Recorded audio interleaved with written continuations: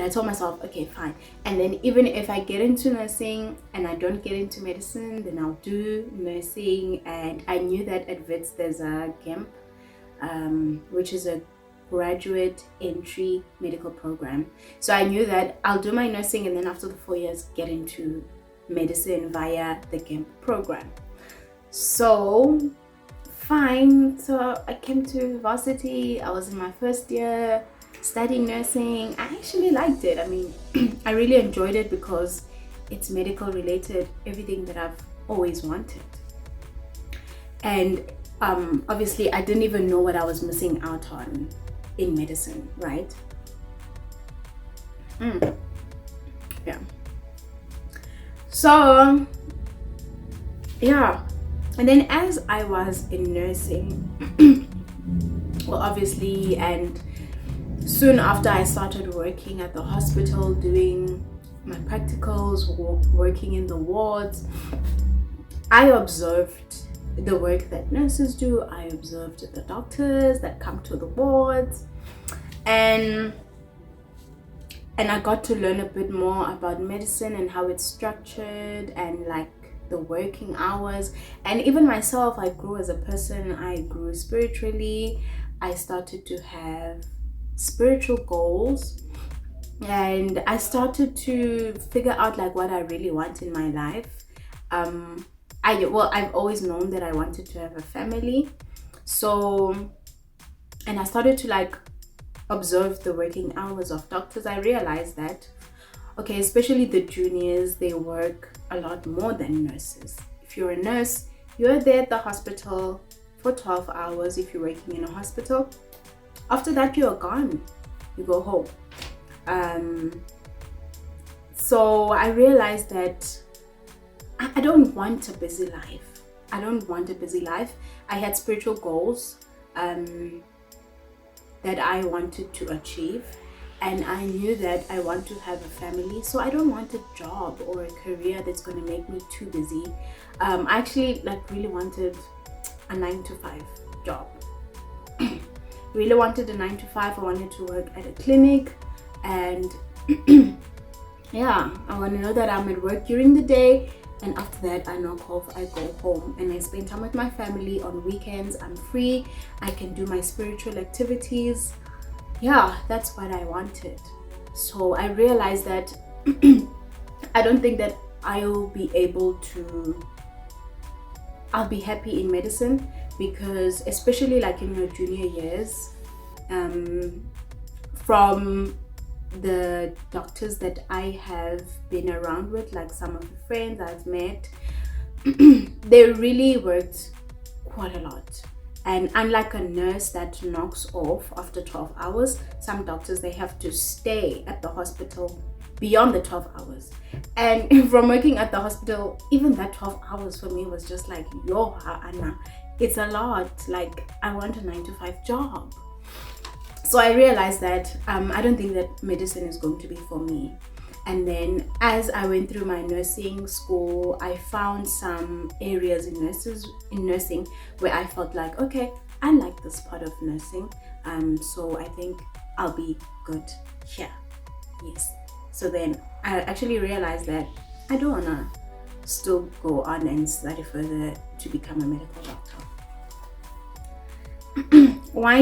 So the next question is, why did you choose to be a midwife? So in my 3rd year of nursing, that's when now we started doing midwifery. And the theory part of things, I loved it. I enjoyed learning about pregnancy. I enjoyed learning about labor. I just enjoyed midwifery. I loved it. I loved it. When we started going to work in the wards at hospital and do midwifery, I loved it. I enjoyed it. It was just so interesting to me. It was just really interesting than all the other parts of nursing. It was really interesting. So that's how I fell in love with it. And as time went by, I realized that this is where I want to be. So then after I finished studying, and when I was doing my community service at the clinic where I worked, I first was placed in the department where I'm dealing with immunizations. I was dealing with the babies, and then after that I went on to do antenatal care. So I loved it. I really loved it. I enjoyed it so much. And while I was doing antenatal care, I actually realized that no, man, I want to be a midwife. And I want to be a full-on midwife. Let me go and get experience in the labor part of things. So I decided to leave that clinic and go and work at a midwife obstetrics unit. That's a labor ward in a clinic, not at the hospital, in a clinic. So yeah, that's where I am right now. And yeah, so I decided to move to where I am right now because I wanted to get experience in labor, and I love it. I enjoy it. I enjoy it. Like the actual work itself and dealing with pregnancy, managing emergencies, and helping a woman to deliver. Absolutely love it. So yeah, that's what made me choose midwifery. Over time I grew to love it. I actually realized that, oh my gosh, this is something that I don't mind waking up to go into. Yeah. Okay, so third question is, what are the challenges that I face in my career and why did I choose it all? So I think the second part of this question I've just answered. The challenges that I face in my career. What I can say, guys, is that you're working with people is not easy. It's really not easy. You need to have a lot of patience, a lot of resilience. You know, I feel like in my job, okay, especially because I'm a midwife, working with pregnant women in labor is it's a lot. It's really a lot. I don't know what the pregnancy brain does to them, and I wouldn't even know because I mean I've never been pregnant before, but dealing with pregnant women in labor is a lot. Actually dealing with, I guess it's not even that thing of them being in labor, because I remember when I was doing antenatal care, there were some challenges even there as well, and they are not in labor, they're fully functional. So yeah, I don't know if it's the pregnancy brain or it's just people in general. I feel like certain people are very difficult to work with. Yeah, and you know, I think another challenge is some people are quite relaxed when it comes to their health. Because with some people, even if you can tell them what will happen or what the likely complications are in a certain situation, like there are some people who will do exactly what you advise them not to do, which you knew that this will result in a complication, and then it does actually result in a complication, and it's quite sad. You feel sad, I feel sad for that person, because I'd advise them on what to do, which could have helped to avoid this bad situation now, or the complication. So yeah, sometimes we deal with people, I don't know if it's because they don't fully understand the consequences of some things. So it's so disheartening when you see that maybe someone has lost their eyesight because they had high blood pressure and they were told to go to the hospital and they didn't go to the hospital, and they come back to you. Now the blood pressure is very much elevated and they've lost their eyesight, and it's a thing of, but this person was told to go to the hospital and they didn't go. So yeah, things like that. Another challenge, it's working in an area whereby there are people who don't understand the language that is spoken.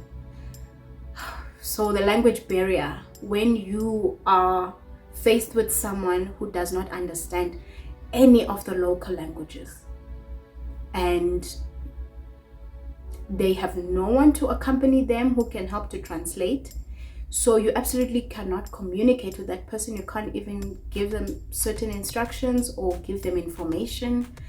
And yeah, it just feels like, okay,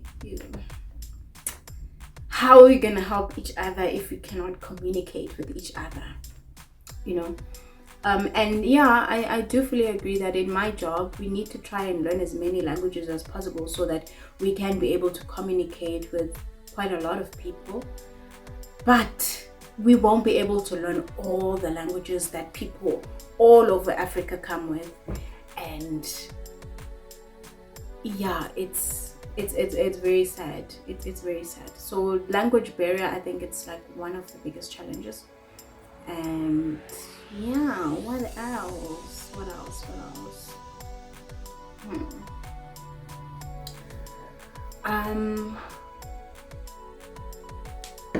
Okay, another thing that I could say, I feel like nurses, we actually do a lot of work. Physically, our work requires physical labor. It also requires a lot of emotional intelligence. Really, it also needs us to be mentally fit. Like, you need to be sort of like a very strong person mentally in this job. And I feel like we as nurses are not appreciated enough. We're really not appreciated enough for the amount of work that we put into our job. So yeah, those are like the challenges that we face, but yeah, oh well, we move.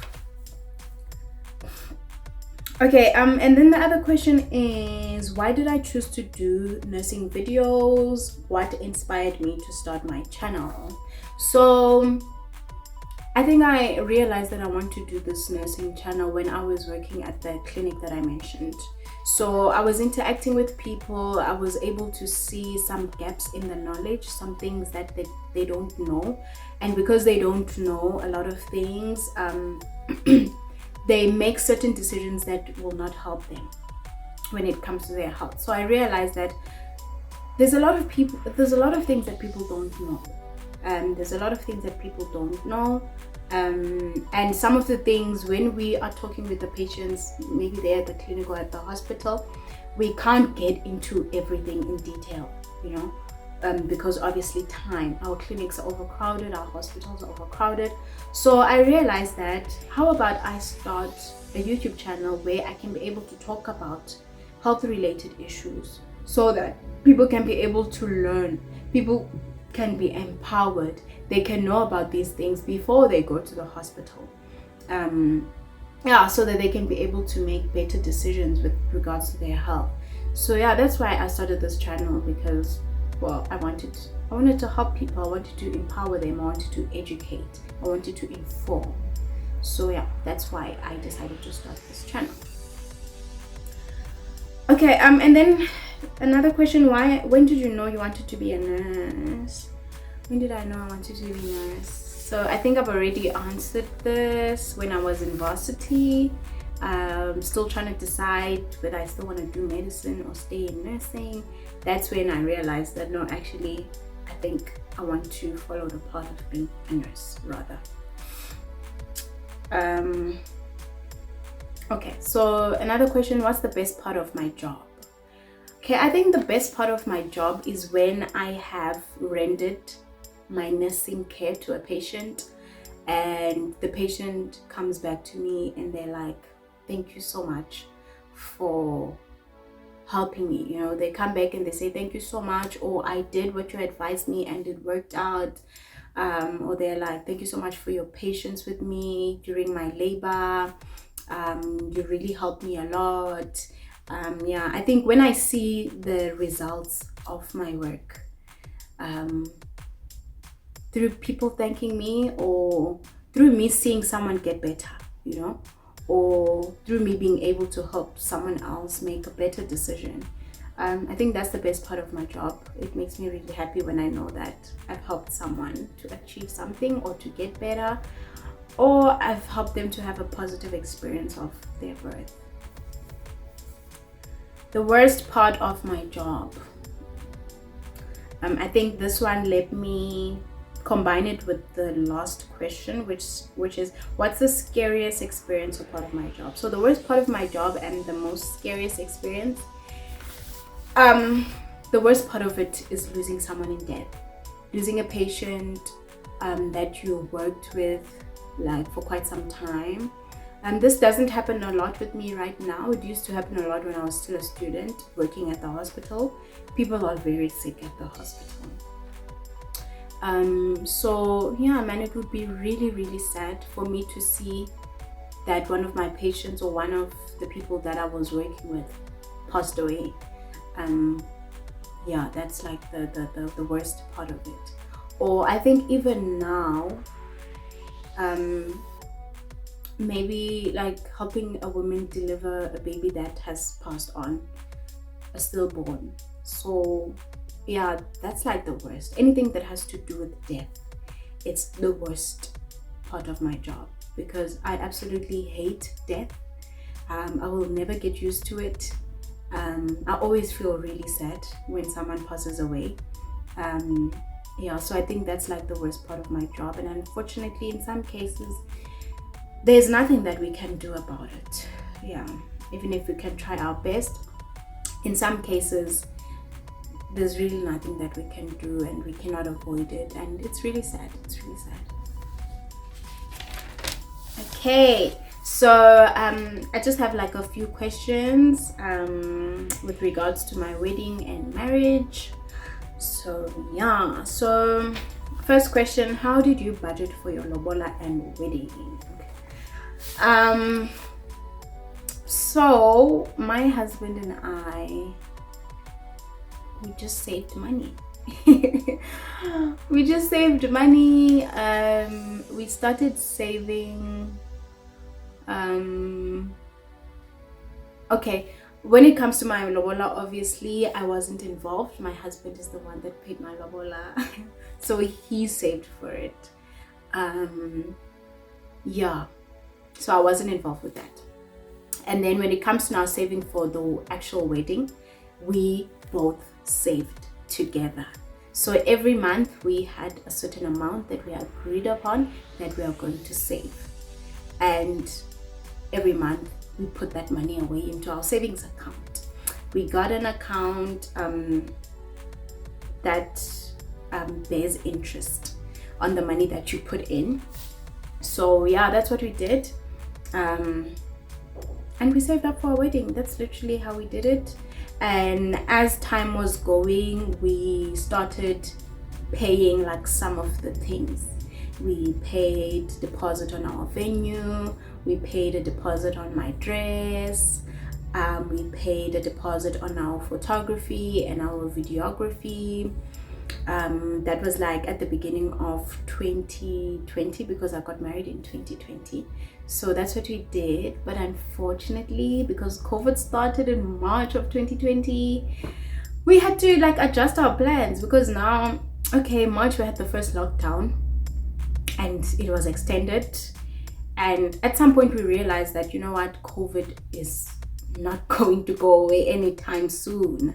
So we then actually had to cancel all of our plans to do like a proper wedding, because we felt like we don't want to put people's lives in danger, and invite people to come to our wedding. Next thing, people test positive for COVID and they die, and it was because of our wedding. So we were just like, nope, we don't want that kind of guilt on our consciences. So we decided that we are going to cancel our wedding, and we are going to do a Zoom wedding. Yeah, so yeah, but throughout, like, we were still saving money, and we were paying for things, and then we just adjusted now our plans to the new wedding that we were preparing for, and we cancelled everything else. Yeah, so that's how we budgeted. Yeah, that's how we budgeted.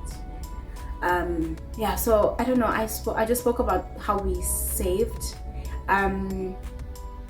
So yeah, we obviously budgeted for our venue, budgeted for photography, videography, my dress, and in our venue it was like a whole package where catering is included, decor is included,